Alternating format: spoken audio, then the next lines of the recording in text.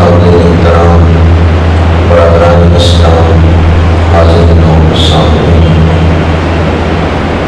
اللہ کریم کا شکر ہے جس نے ہمیں گناہ بخشوانے کا یہ موقع عطا فرمایا ہے۔ انسان گناہوں میں مبتلا ہو کر نامۂ اعمال کو سیاہ کرتا ہے، لیکن اللہ رحمان ہے، اللہ رحیم ہے، وہ ہمیں ایسے مواقع عطا فرماتا ہے اگر ہم ان سے فائدہ حاصل کریں تو ہمارے گزشتہ گناہ معاف ہو سکتے ہیں۔ اللہ تعالیٰ اپنے کرم سے ایسے مواقع پیدا فرماتا ہے، انہی میں سے ایک موقع ماہ رمضان المبارک ہے۔ اللہ تعالیٰ نے ہمیں گناہ بخشوانے کا یہ موقع عطا فرمایا ہے۔ شہید روحیں تو اس مہینے کا انتظار کرتی ہیں،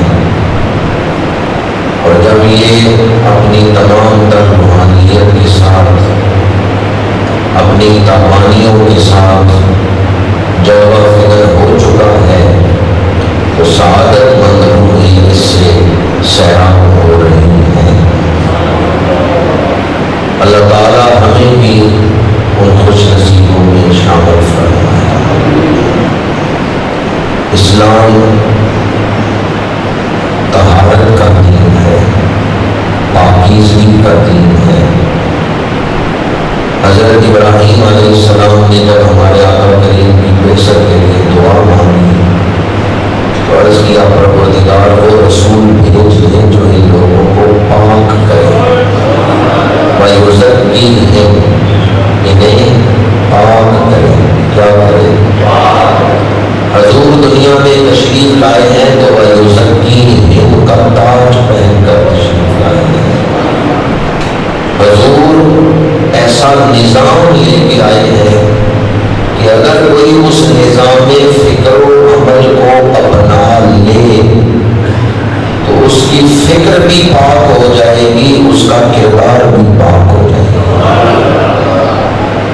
تو وہ جو کردار کو پاک کرنے کا نظام حضور نے عطا کیا ہے، اس نظام کا حصہ ہے ماہ رمضان المبارک۔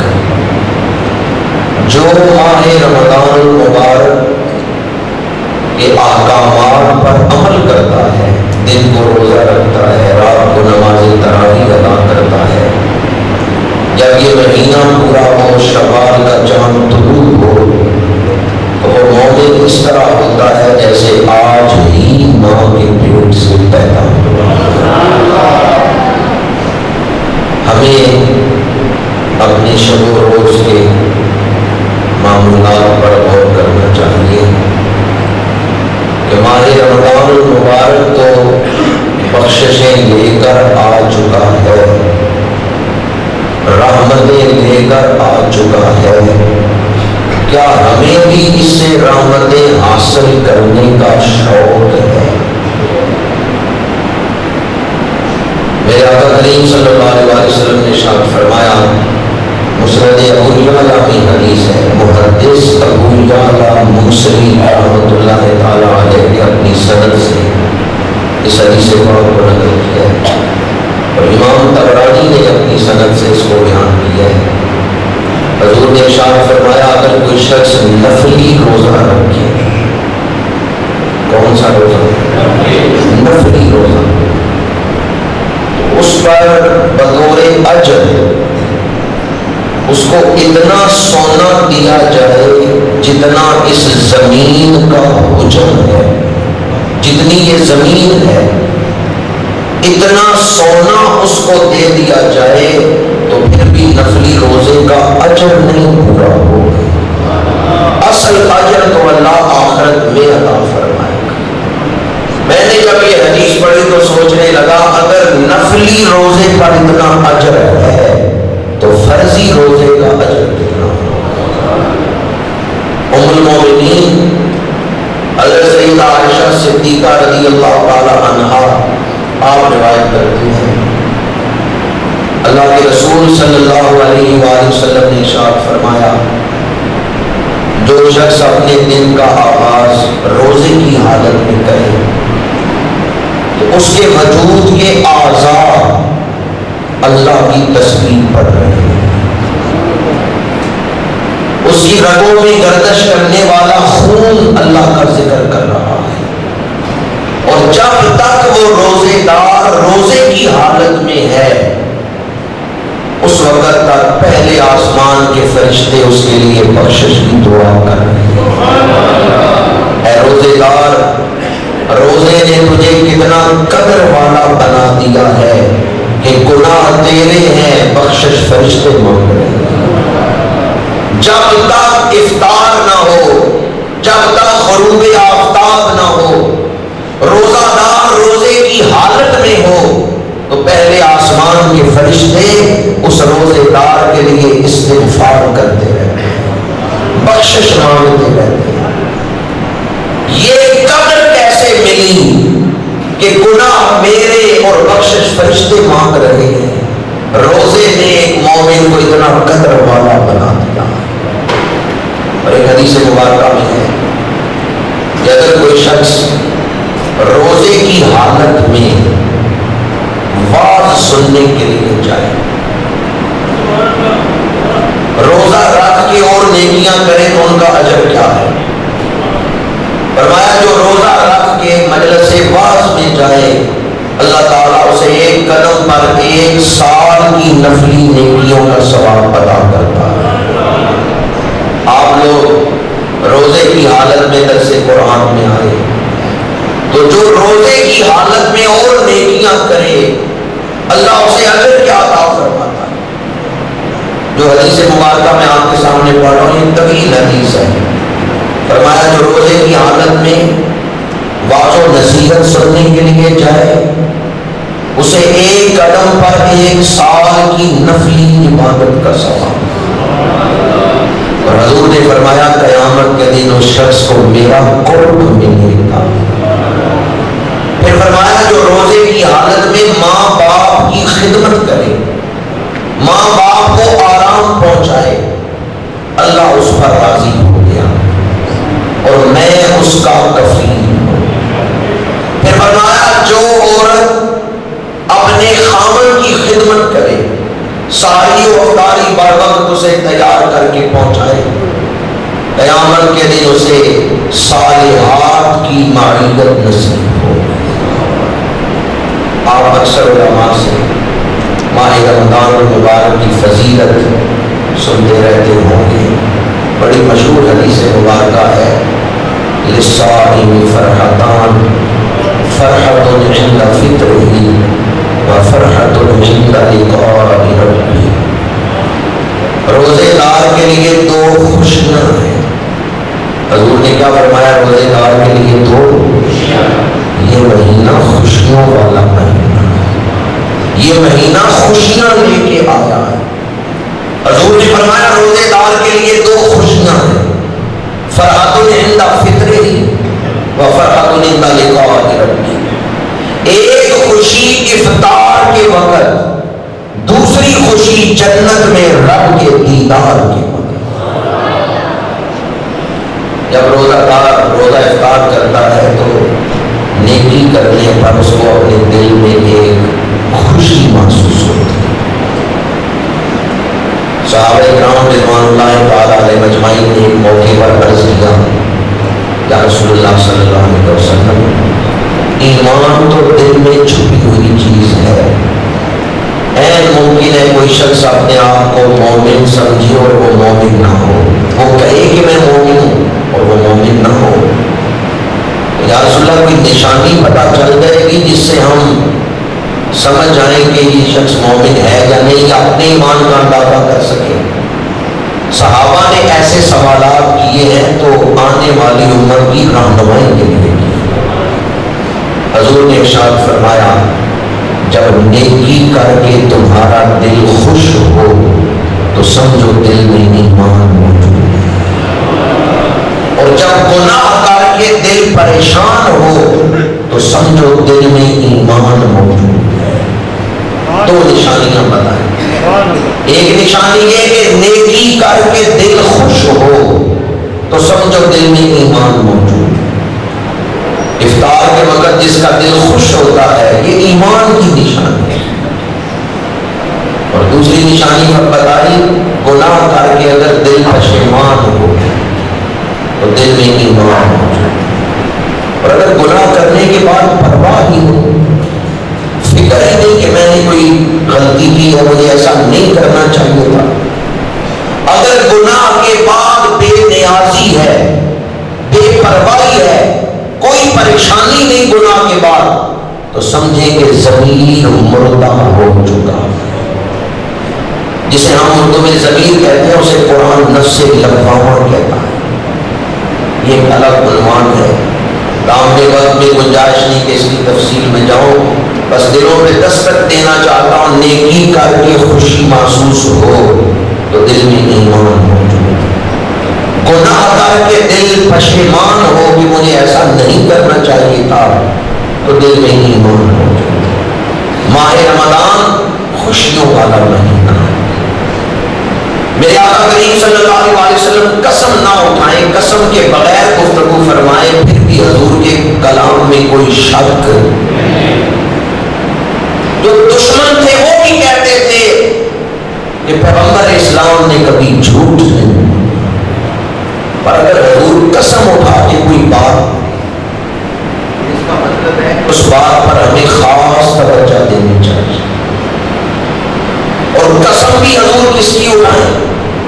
اللہ کی قسم اٹھائیں جس میں اپنی جان کا ذکر کریں.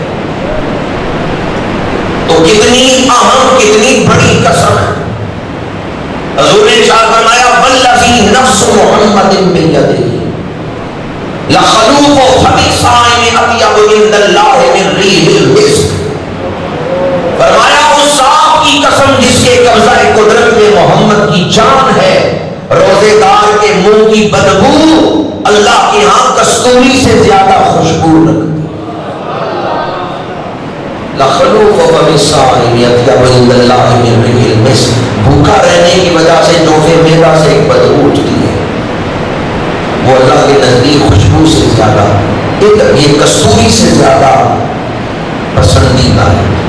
ایک ہے بندے کی بندے سے محبت, ایک ہے اللہ کی بندے سے محبت. جب کوئی بندہ بندے سے محبت کرتا ہے تو وہ اپنے محبوب کے منہ کی بدبو کو پسند نہیں کرتا. جب بندہ بندے سے محبت کرتا ہے تو وہ اپنے محبوب کے منہ کی بدبو کو پسند نہیں کرتا. لیکن جب اللہ بندے سے محبت کر رہا ہے تو بندے کے منہ سے جو روزے کی وجہ سے بدبو آ رہی ہے اللہ اسے بھی پسند فرما. وہ کتنا کریم ہے, وہ کتنا کریم ہے, اپنے بندے کے عمل کو کتنی بلندیاں عطا فرما. جو مہینہ ایسی برکتیں لے کے آئے کہ بندے کو اللہ کا محبوب بنا دے, اس مہینے کے آنے پہ شکر کرنا چاہیے یا بوجھ محسوس کرنا چاہیے؟ آپ نے یقیناً رمضان شریف شروع ہونے پہ شکرانے کے نفل پڑے ہوں گے. ہاتھ نہیں کھڑے کروانا چاہتا, صرف دلوں پہ دستک دینا چاہتا ہوں. جب رمضان کا چاند طلوع ہوا ہوگا مغرب کے بعد آپ نے یقیناً شکرانے کے نفل تو پڑھے ہوں گے کہ یا اللہ تیرا شکر ہے ہمیں رمضان زندگی میں ملا. لیکن اگر نہیں پڑھے تو پھر آج پڑھ لیں, لیکن شکرانے کے نفل ضرور پڑھیں. ہمارے یہاں تو گرمیوں میں رمضان کیا آ گیا, لوگوں نے اس کو ہوا بنا دیا. وہ جو گرمی بڑی ہے 16.5 گھنٹے کا روزہ, کل بڑی گرمی تھی اور لوگ بڑے پریشان تھے. میں نے کہا روزے تو وہ رکھ گئے جب ایئر کنڈیشن نہیں تھا, جب پنکھے نہیں تھے, اس وقت بھی یہ امت روزے رکھتی تھی. یہ پنکھے آئے ہوئے کتنا عرصہ گزرے. آپ میں سے کئی لوگ ایسے ہیں جن کو یاد ہوگا کہ کب ہمارے گھر بجلی کا میٹر لگا ہے, یعنی بجلی نہیں تھی گھروں میں, ہاتھ والے پنکھے تھے. اس وقت بھی یہ امت روزے رکھتی تھی. آج ہم اتنے کاہل, اتنے سست ہو گئے کہ بجلی چلی جاتی ہے وہ روزہ لگ گیا, پریشان ہو گئے, مرنے لگے. مرد بنے مرد. روزے تو وہ رکھ گئے کہ جب نہ بجلی, نہ پنکھے, نہ ایئر کنڈیشن.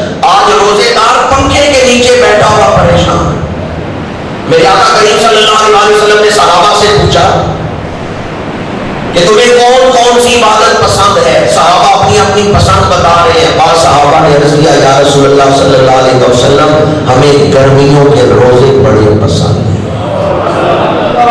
جنہوں نے سبحان اللہ کہا ہے یقیناً وہ شوق رکھتے ہیں. باقی پریشان ہو گئے وہ کیسے لوگ تھے جنہوں گرمیوں کے روزے پسند تھے، جنہیں گرمیوں کے روزے اچھے لگتے تھے. صحابہ کی محبت ہمارے اوپر واجب ہے. مجھے تو صحابہ کا یہ جملہ بڑا پسند ہے کہ انہیں گرمیوں کے روزے پسند ہیں.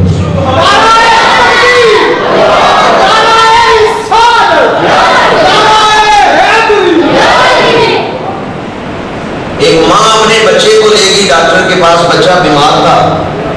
ڈاکٹر نے کہا انجیکشن لگے گا، ٹیکا لگے گا. ماں نے کہا نہیں میرا بچہ ٹیکے سے بڑا گھبراتا ہے. انجیکشن لگایا تو یہ روئے گا. ڈاکٹر نے کہا مجبوری ہے اور کوئی دوا نہیں ہے. ماں نے کہا ٹھیک ہے. اب انجیکشن لگایا گیا، سوئی چبھی، بچے کو درد ہوا، 1-2 منٹ رویا، چپ کر گیا، لیکن دوائی جسم کے اندر پہنچ گئی.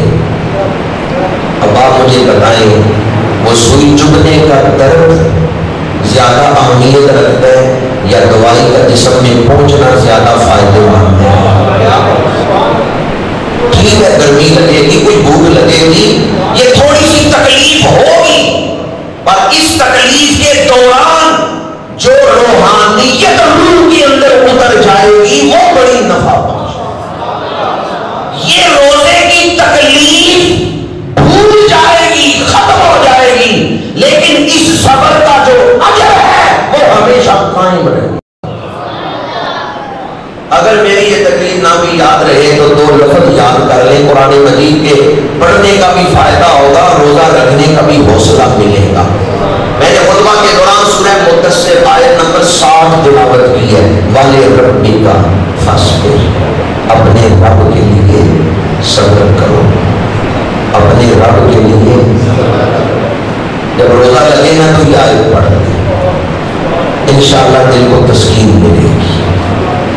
اور اگر آیت اس وقت زبانی یاد نہ ہو تو خود قرآن مجید کھول کے سورہ مدثر آیت نمبر 7، 29واں پارہ سورہ مدثر آیت نمبر 7، والے ربی کا فاصبر. 2 لفظ ہے والے ربی کا فاصبر، اپنے رب کے لیے صبر کرو، اپنے رب کے لیے.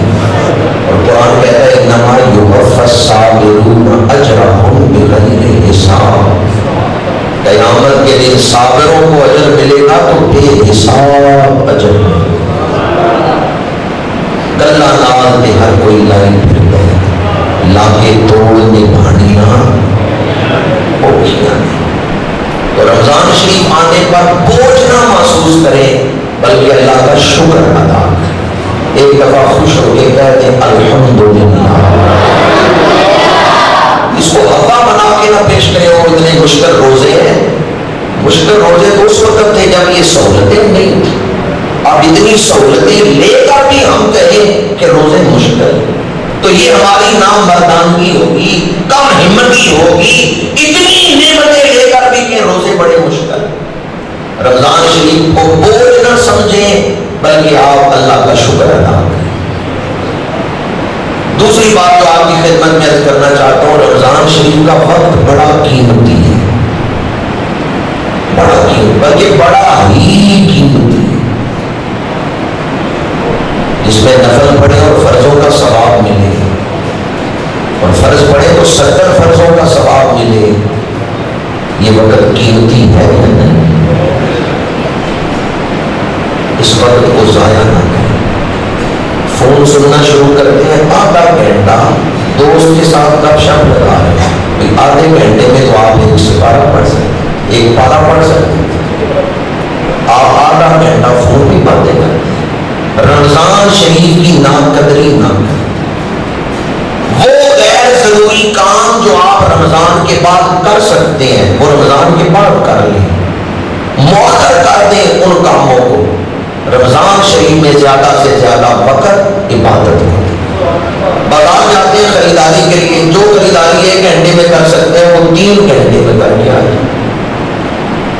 رمضان شریف میں وقت کو ضائع نہ کریں. بالخصوص ہماری قوم آخری عشرے میں وقت کو بڑا برباد کرتی ہے، حالانکہ آخری عشرے میں روحانیت پورے عروج پر ہے، لیکن آخری عشرے میں ہمارا وقت گزر جاتا ہے عید کی تیاری میں۔ بھئی آپ نے جو بھی عید کی تیاری کرنی ہے وہ دوسرے عشرے میں کر لیں، تیسرے عشرے میں اپنے آپ کو سپیر رکھیں، فارغ رکھیں صرف عبادت کے لیے۔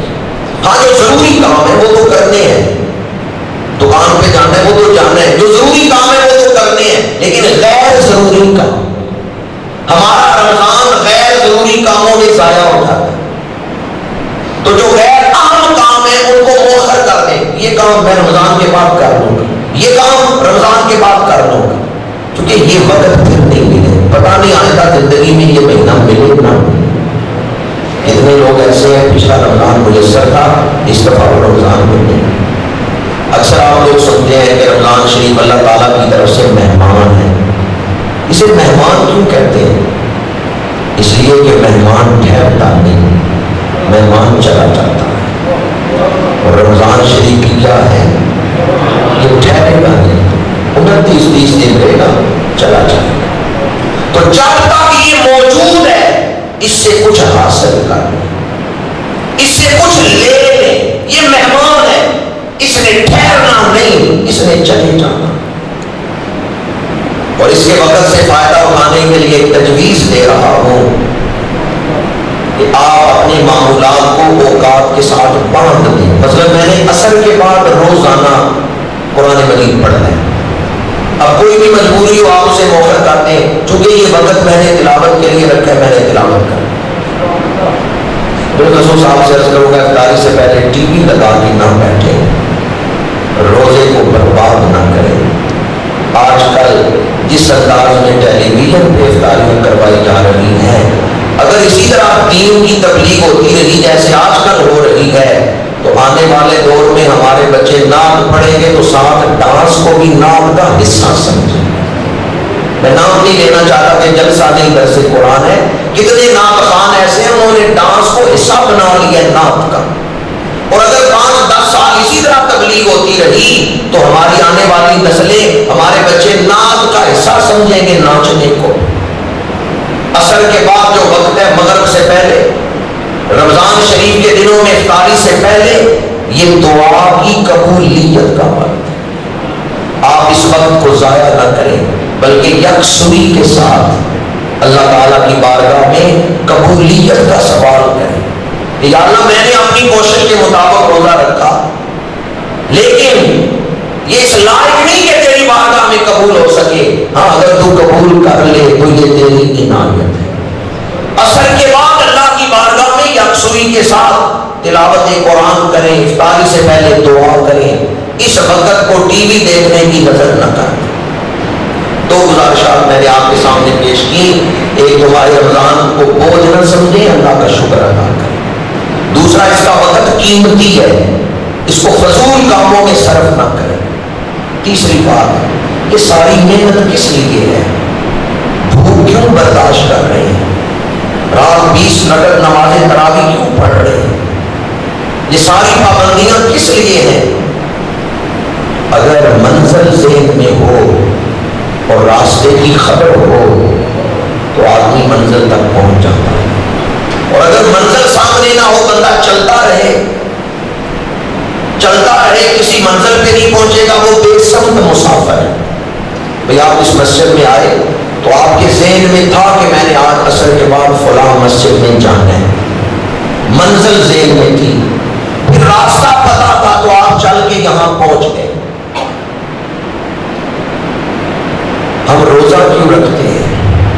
کیوں بھوک پیاس برداشت کر رہے ہیں؟ والی ربی کا فصبر، یہ آیت آپ کے ذہن میں پورا مہینہ گونجتی رہے، مجھے اپنے رب کا قرب چاہیے، والی ربی کا، مجھے اپنے رب کی رضا چاہیے۔ میں سارا دن دکان پہ بیٹھ کے آیا ہوں، افطاری کی ہے، اب جسم میں تھکاوٹ ہے، طبیعت بوجھل ہے، پر میں اٹھ کے نماز تراویح پڑھوں گا، کیوں؟ مجھے رب کا قرب چاہیے۔ میں جامعہ لاسانیہ میں جا رہا ہوں نماز جمعہ پڑھنے، یا جا رہا ہوں میں درس قرآن سننے کیوں جا رہا ہوں؟ مجھے اللہ کا قرب چاہیے۔ ماں اٹھاتی ہے بیٹی اٹھو روزہ رکھ لو، آپ تھکے ہوئے ہیں، لیکن آپ نے آپ کو سمجھایا میں نے اٹھنا ہے، میں نے ساری کرنی ہے، میں نے روزہ رکھنا ہے، کیوں؟ مجھے اللہ کا قرب چاہیے۔ والے ربی کا فصل، آپ اللہ کے لیے اتنا کچھ کریں، اللہ بھی تو آپ کے لیے کچھ کرے گا۔ وہ تو فرماتے ہیں تم ایک قدم میری طرف چل کے آؤ، میری رحمت 10 قدم تمہاری طرف چلے گی۔ تم چل کے آؤ، میری رحمت دوڑ کے آئے گی۔ والے ربی کا فصل، اللہ میرے نزدیک اہمیت رکھتا ہے۔ جس ہستی کی اہمیت ہو بندہ اس کا حکم مانتا ہے۔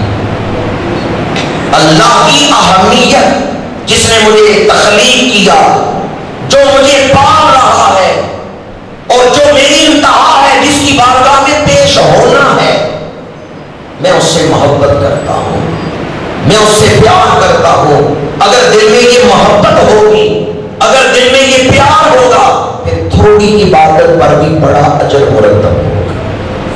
روزہ بوجھ سمجھ کے نہ رکھیں، روزہ عشق کے ساتھ رکھیں۔ جس سے آپ کو محبت ہو، آپ کا معبود کہ میرے لیے ایک دن بھوکے رہ سکتے ہو، تو پتہ ہے آپ آگے سے کیا کہیں گے؟ آپ کہیں گے ایک دن، میں تو کئی دن تمہارے لیے بھوکا رہ سکتا ہوں۔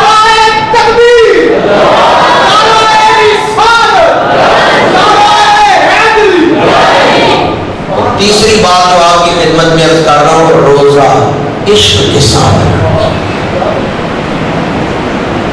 فضل رحمان گنج مراد آبادی ایک اللہ والے درویش گزرے، اعلیٰ حضرت نے ان کا ذکر فرمایا ہے، وہ جب اپنے ساتھیوں کو بلاتے نا مراقبے کے لیے تو کہتے آؤ پریم پیالہ پیئیں، پریم پیالہ، آؤ محبت کا جام پیئیں۔ جب ساتھیوں کو کہتے نا آؤ ذکر خدا کریں تو کہتے آؤ پریم پیالہ پیئیں، آؤ عشق کے جام پیئیں۔ میں آپ کی خدمت میں عرض کروں گا، یہ ماہ رمضان اللہ سے محبت کے اظہار کا مہینہ ہے۔ میں اپنے رب کے لیے کھانا پینا چھوڑ رہا ہوں۔ حضرت معاذ راضی رحمۃ اللہ تعالیٰ نے فرماتے ہیں، اگر کوئی 70 سال بغیر محبت کی عبادت کرے اور دوسری طرف ایک شخص محبت سے ایک سجدہ دے، یہ ایک سجدہ جو محبت والا ہے بغیر محبت کے 70 سال عبادت سے ضرور آنا۔ شیطان نے عبادت بڑی کی ہے، 6 لاکھ سال عالم تھا، عابد تھا، عارف تھا، لیکن عاشق نہیں تھا۔ شیطان عالم تھا، اسی لیے تو لانچت پیش کر رہے ہیں، خلقتنی من نار و خلقتہ من طین، یا اللہ مجھے آگ سے بنایا اور آدم کو مٹی سے، میں افضل ہوں۔ عالم تھا کہ آگ کو اوپر اٹھتی ہے، مٹی جہاں رکھے نیچے گرتی ہے۔ عابد تھا، 6 لاکھ سال عبادت کی۔ عارف تھا، جانتا تھا اللہ غضب فرمائے اس حال میں بھی اللہ کی رحمت اس سے جدا نہیں ہوتی، اس لیے جب اللہ نے اس کو نکالا تو کہتا ہے مجھے قیامت تک لمبی عمر دے دے۔ جانتا تھا جب اللہ جلال میں ہو اس وقت بھی رحمت اس سے جدا نہیں ہوتی۔ عالم تھا، عابد تھا، عارف تھا، لیکن عاشق۔ مفسرین کہتے ہیں اگر اس نے 6 لاکھ سالوں میں کوئی ایک سجدہ بھی عشق سے کیا ہوتا، اللہ کبھی اس کی عبادت ضائع نہ کرتا۔ وہ سجدہ جو عشق سے کیا جائے وہ کبھی ضائع نہیں ہو، اللہ اسے برباد نہیں ہونے دیتا۔ شیطان نے جو عبادت کی اس میں عشق نہیں تھا، اس میں محبت نہیں تھی۔ شیطان نے اونچے درجے پانے کے لیے عبادت کی، وہ درجے اس کو اللہ نے دے دیے۔ شیطان کی عبادت میں حسن نیت نہیں تھا، اللہ تعالیٰ نے اس کی عبادت کو ضائع کر دیا۔ آپ کی عبادت کر رہے ہیں، اور میں آپ کی خدمت میں عرض کروں گا عبادت کے اندر وزن اللہ کی محبت سے پیدا ہوتا ہے۔ انما الاعمال بالنیات۔ میں اکثر سوچتا ہوں حضرت سیدنا صدیق اکبر رضی اللہ تعالیٰ عنہ نے 25-26 سال ظہور اسلام کے بعد زندگی بسر کی ہے۔ کتنا عرصہ تبلیغ کی ہے یا خدمت دین کی ہے؟ مقام کتنا بلند. اور مخدومہ کائنات و مسادات سیدہ نساء العالمین حضرت سیدہ خاتون جنت رضی اللہ تعالی عنہا، آپ کی عمر مبارک بھی بہت تھوڑی ہوئی، مختلف روایات ہیں، بعض نے 20-22 کا، بعض نے 25-26 سال کا، لیکن درجہ کتنا بلند، مقام کتنا اونچا ہے. ایک سبب تو یہ ہے کہ ان کی نسبت براہ راست حضور کے ساتھ، یہ براہ راست حضور سے فیض لینے والے اہل بیت ہیں، صحابہ ہیں، براہ راست حضور سے فیض لے، اس وجہ سے ان کا مقام اونچا ہے. اور دوسری حکمت، دوسرا سبب یہ ہے ان کا ایک سجدہ اتنا قیمتی اور وزنی تھا کہ باقی امت 100 سال بھی سجدے دیتی رہے، 1000 سال بھی سجدے دیتی رہے، ان کے ایک سجدے کے برابر نہیں ہو سکتا. ان کے سجدوں میں عشق الہی، وہ جو سجدے کی کیفیت ہے، ایک ہوتی ہے کوانٹٹی، ایک ہوتی ہے کوالٹی، ایک ہے تعداد، ایک ہے کیفیت مقدار، اور ایک ہے اس چیز کا معیار. اہل بیت جو عبادت کر رہے ہیں اس میں بے زور سجدے نہیں.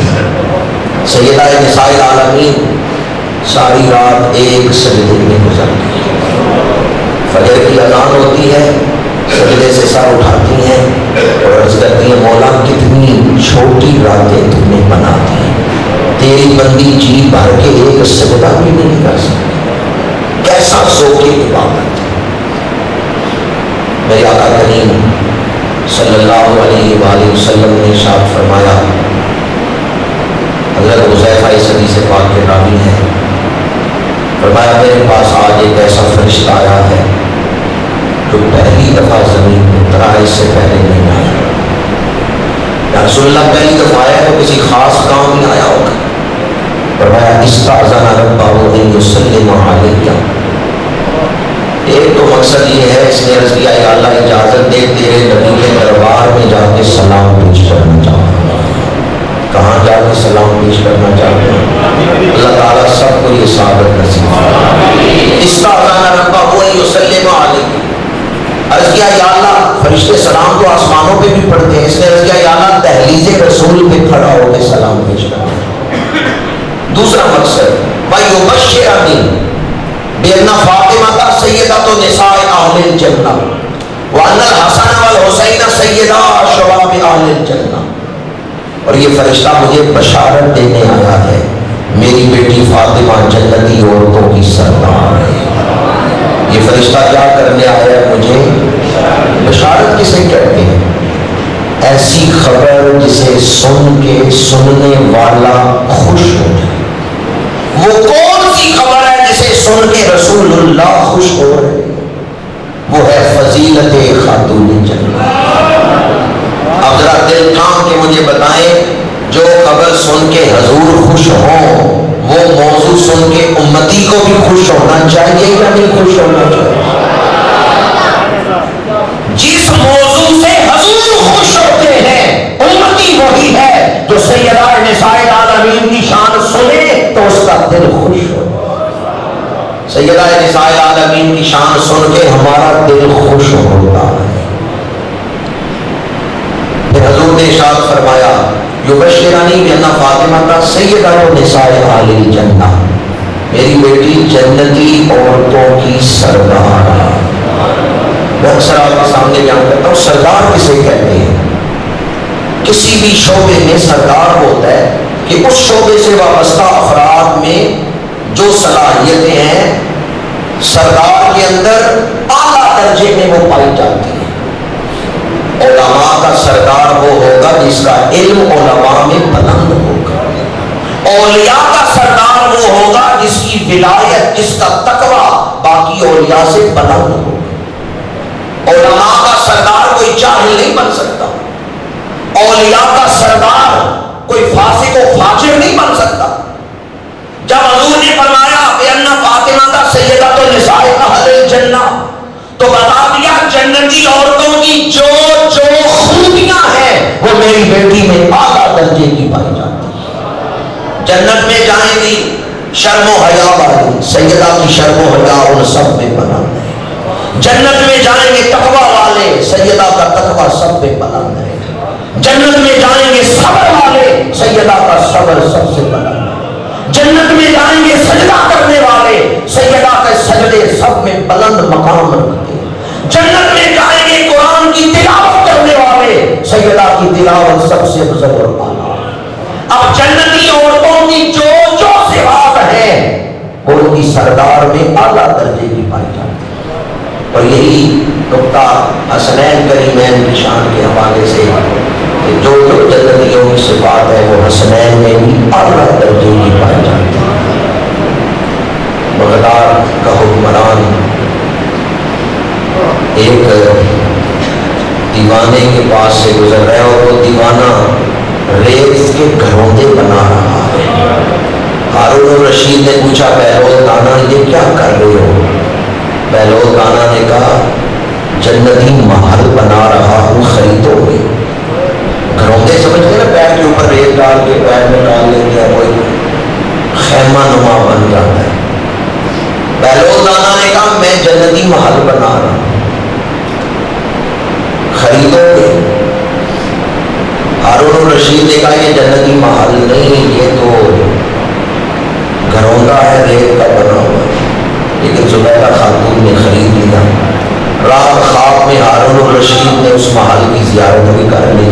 پوچھا کس کا ہے؟ بتایا گیا یہ زبیدہ خاتون کا محل ہے جو اس نے بہلول دانا سے خریدا ہے.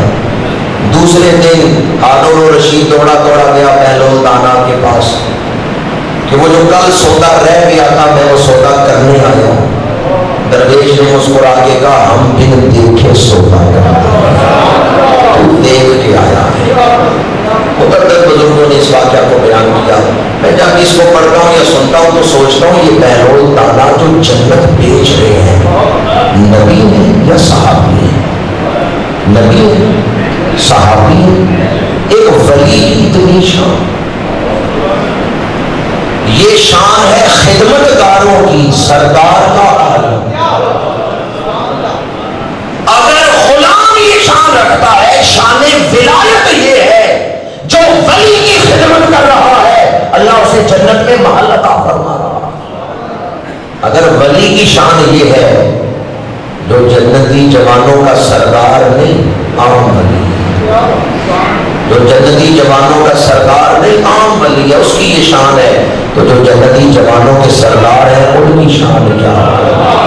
اور جو ان سرداروں کی والدہ ہیں مخدومہ کائنات ان کی شان کیا ہے.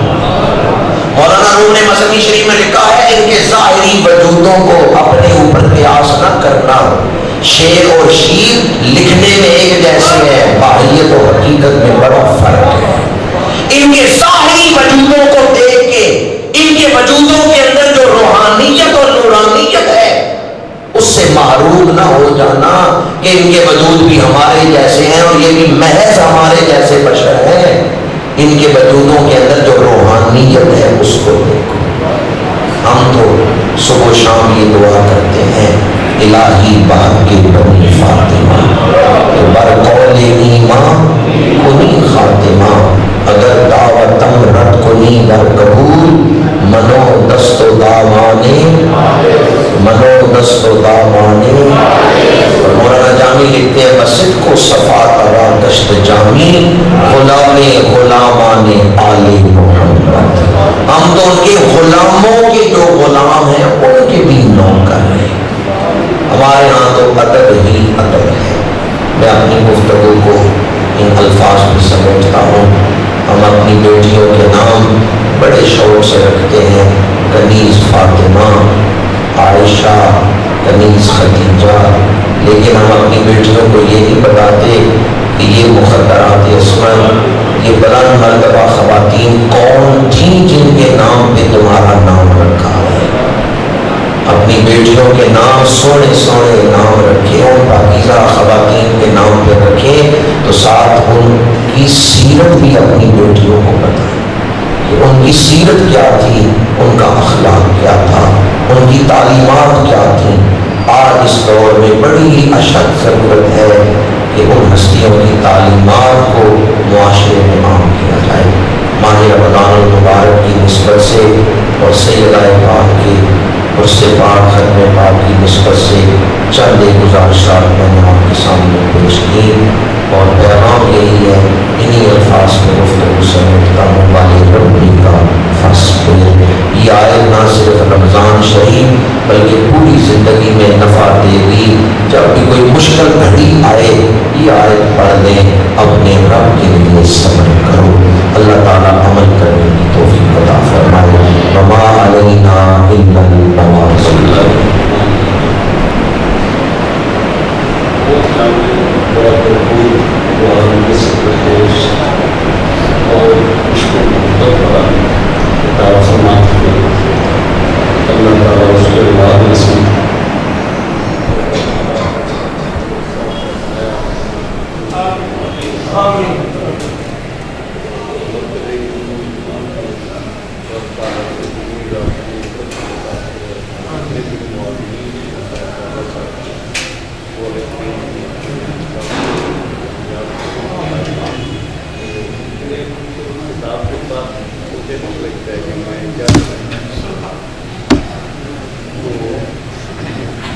کل ایک حدیث نظر سے گزری ہے، اس کا بڑا اثر ہے، میں بڑی دیر سے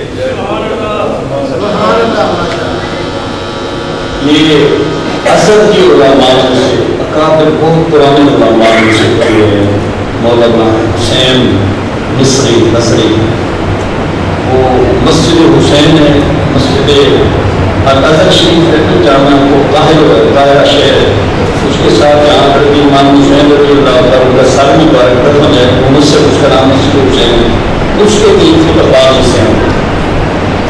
وہ فرماتے ہیں کہ نبی کریم علیہ السلام نے ارشاد فرمایا، اذا الا ہلال رمضان فاض العرش والکرسی وما بینہما، جب رمضان مبارک کا مہینہ طلوع کرتا ہے تو اللہ تعالیٰ کا عرش بھی، اللہ تعالیٰ کی کرسی بھی، اور اس کے علاوہ دیگر مخلوقات کلیہ بھی چیخ چیخ کر بلند آواز سے یہ شاہی عرض کرتی ہیں، طوبیٰ لأمت محمد،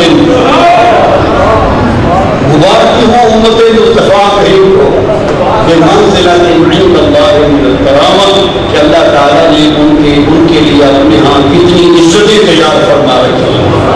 جب رمضان مبارک کا مہینہ شروع ہوتا ہے تو اللہ تعالیٰ کا عرش اور اللہ تعالیٰ کی کرسی بھی اس امت کے لیے مبارکبادیاں دیتے ہیں۔ ویسے تو اس سلسلے میں اس مفہوم کی بہت ساری حدیث اس کے شواہد موجود ہیں، بخاری مسلم میں بھی، انہوں نے اس کی سند نہیں لکھی ہے، میں ان کے بعض اور کتاب میں سند نہیں ہے، لیکن اس کے شواہد دیگر کتابوں میں موجود ہیں، اس کے مطابق موجود ہیں۔ تو یہ نبی کریم علیہ السلام کی یہ خاص فضیلت ہے، اعزاز ہے کہ اللہ تعالیٰ نے یہ رمضان اس شان کے ساتھ حضور کی امت کو عطا فرمایا۔ میرے علم میں نہیں ہے، حضرت کا علم بڑا وسیع ہے، میرے علم میں نہیں کہ اللہ تعالیٰ نے 120,000 انبیاء کرام میں سے کسی نبی کو یہ رمضان مبارک اس شان و شوکت کے ساتھ عطا فرمایا۔ یہ حضور کا اور حضور کی امت کا خاصہ ہے، حضور کا اور حضور کی امت کا خاصہ ہے۔ اس کے اندر کیا ہے، کتنی اس کے اندر کرامت ہے، کتنی وجاہت ہے، اس کے اندر کیا مثال کے طور پر دیکھیں، نسائی میں حدیث پاک موجود ہے، مسلم شریف میں حدیث پاک موجود ہے کہ پہلی امتوں کے لیے سحری کی اجازت نہیں تھی، قرآن کریم کی اس حوالے سے وَقُلُوا وَاشْرَبُوا والی آیت کریمہ کا شأن نزول بھی یہی ہے کہ پہلی امتوں کے لیے سحری کی اجازت نہیں تھی، افطار کر لیں سو جائیں تو پھر اس کے بعد کھانا پینا ختم۔ یہ نبی کریم علیہ السلام کی وجہ سے سنت کے لیے اعزاز ہے۔ حضور فرماتے ہیں فصل ما بین صیامنا و صیام اہل الکتاب مغلق السحور، ہمارے اور اہل کتاب کے روزوں کے درمیان یہی فرق ہے کہ ہم سحری کر لیتے ہیں، انہیں سحری کرنے کی اجازت نہیں۔ آپ سحری کھانے سے آپ نے فرمایا تصحروا فإن الرسول قد فرق، سحری کر لیا تو اس سے بڑی برکت ہوتی ہے، بندہ ذرا کبھی بھی ہو جاتا ہے، اور بہت ساری اس کی برکتیں ہیں۔ نبی کریم علیہ السلام کے کرم کی انتہا اور رب تعالیٰ کی رحمتوں کی حضور کی امت کے لیے انتہا. حضور نے فرمایا غلاموں سے کیا کرو ان اللہ و ملائکتہ یصلون علی المتصحرین. جب میرے غلام سحری کرتے ہیں تو اللہ تعالیٰ اور اس کے فرشتے ان کو سلام بھیجتے ہیں.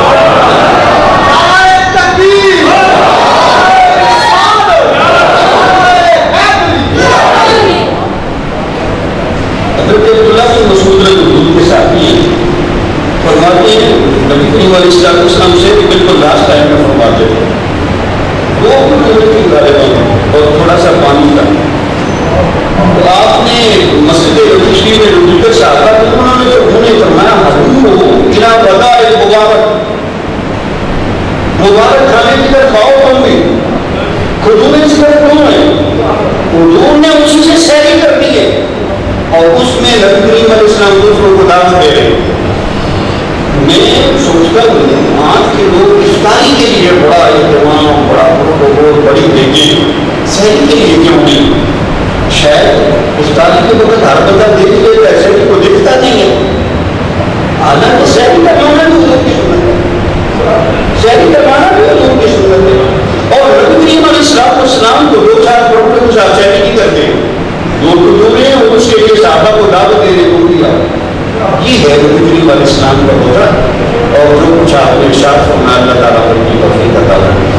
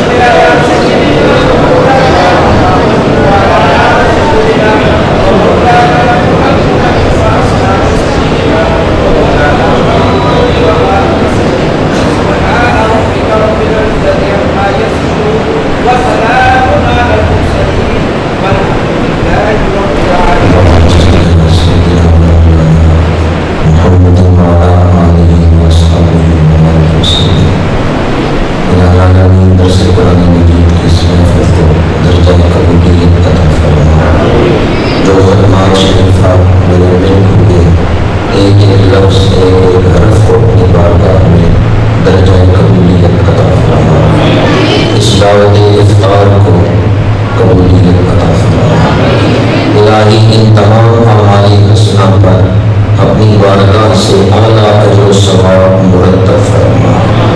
الہی ان اعمال حسنہ کا ثواب دانائے سبل ختم الرسل مولا کل خواجہ ارض و سما امام الانبیاء صلی اللہ علیہ وآلہ وسلم کی بارگاہ عالیہ میں ہدیۃً تحفۃً پیش کرتے ہیں، قبول و منظور فرما۔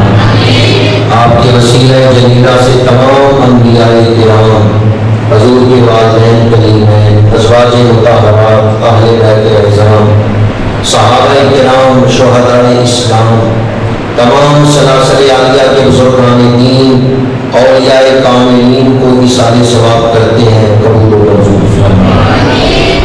الہی بالاخص ان ختمات شریفہ کا ثواب مخدومہ کائنات ام السادات سیدہ نساء العالمین بنت رسول عابدہ زاہدہ طیبہ طاہرہ راضیہ مرضیہ حضرت سیدہ فاطمہ الزہرا خاتون جنت رضی اللہ تعالی عنہا کی بارگاہ میں ہدیہ نیاز پیش کرتے ہیں، قبول و منظور فرما۔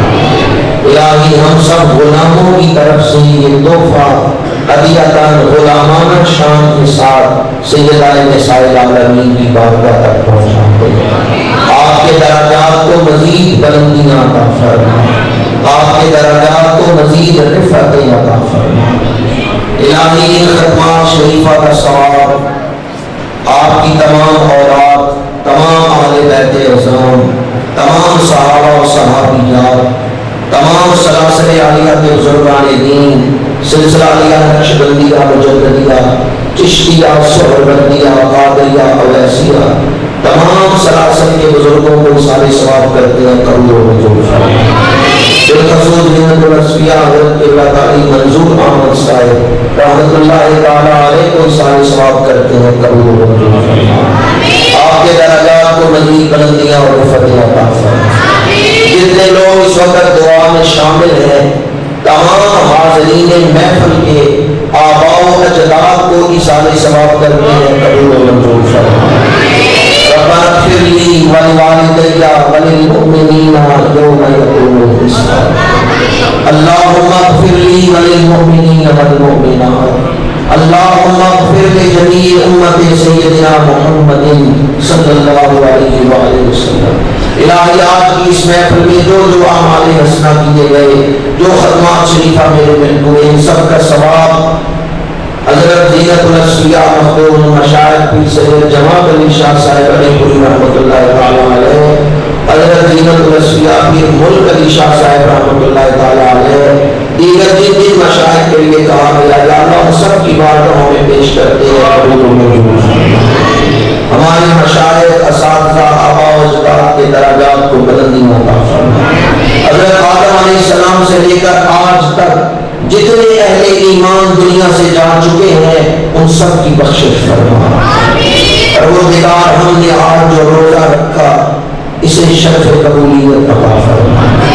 ہمیں ان خوش نصیبوں میں شامل فرما جنہیں اس رمضان میں بخش دیا گیا۔ یا اللہ ہمیں ان خوش نصیبوں میں شامل فرما جن کی نماز تراویح اور روزے قبول کیے گئے۔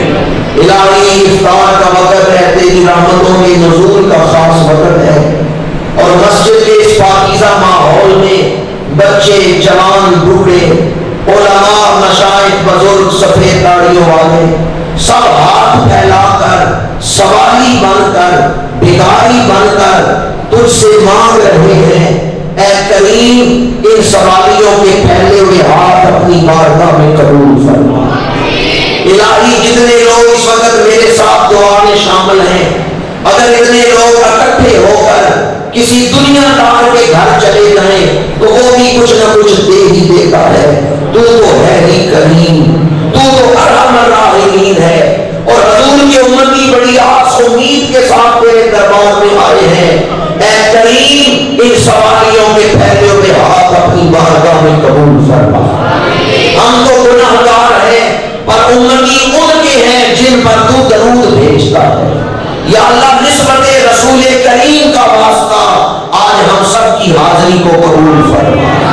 गुज़िश्ता जिंदगी के सगीरा कबीरा गुनाह माफ फरमा, आइंदा सिरात मुस्तकीम पर चलने की तौफीक अता फरमा। हमारे नफूस के अंदर जो शर की आग है उसे अपनी तवज्जुहात करीमाना से ठंडा फरमा। हमारी तबीयतों को दीन पर अमल करने की तरफ माइल फरमा। हमारी तबीयतों में दीन पर अमल करने का जज्बा पैदा फरमा। या अल्लाह इस फितनों के दौर में सिरात मुस्तकीम पर साबित कदमी अता फरमा। हमारे असलाफ के सीनों में जो इश्क़ रसूल का नूर था उसकी कुछ झलक हमें भी अता फरमा। तड़पने भटकने की तौफीक दे, दिले मुर्तज़ा सोज़े सिद्दीक दे। इलाही मस्जिदें आबाद करने की तौफीक अता फरमा, मदरसे आबाद करने की तौफीक अता फरमा, खानकाहों का फैज़ हासिल करने की तौफीक अता फरमा। इलाही जो लोग इस मदरसा लासानिया से, इस मस्जिद से मोहब्बत करते हैं, ताअम्मुल करते हैं, उन्हें अजर अज़ीम अता फरमा। या अल्लाह इस मस्जिद और मदरसे को रुश्द और हिदायत का मरकज बना। मदरसा लासानिया में जो लोग इल्म की ख्वाहिश लेके आते हैं उन्हें सैराब फरमा। इस इदारे को मकासद तासीस में कामयाबियां अता फरमा, और जो लोग इससे मोहब्बत करते हैं उन्हें दो जहानों की भलाइयां अता फरमा। हज़रत मौलाना काजी महमूद साहब के इल्म व फज़ल में, उम्र में और इनके मुआविनीन के जुमला मुआमलात में आसानियां पैदा फरमा। इलाही बर्मा के मुसलमानों को जुल्म से निजात अता फरमा। इलाही बर्मा के मुसलमानों को जुल्म से निजात अता फरमा। फलस्तीन और मकबूजा कश्मीर के मुसलमानों को जुल्म से निजात अता फरमा। अगिस्ना अगिस्ना अगिस्ना, फरियाद है फरियाद है फरियाद है। हमारे हाथ में दुआएं हैं, तेरे हाथ में कबूलियत है। हम आजिज हैं, तू कादिर है। हमारे लिए मुश्किलें हैं और तेरे सामने कोई मुश्किल नहीं। तू जिस तरह चाहे उस तरह कर सकता है। तेरा इरादा गैर मुमकिन को भी मुमकिन बना देता है। या अल्लाह अपने फजल और करम से आज हम सब की झोलियां भरपूर हैं। तो एक शख्स भी इस महफिल से खाली न रहे। रब्बे फिर हम व अंत खैरुर राहिमीन व सल्लल्लाहु तआला अला रसूलिही खैर खल्क़िही सल्लल्लाहु अलैहि व सल्लम।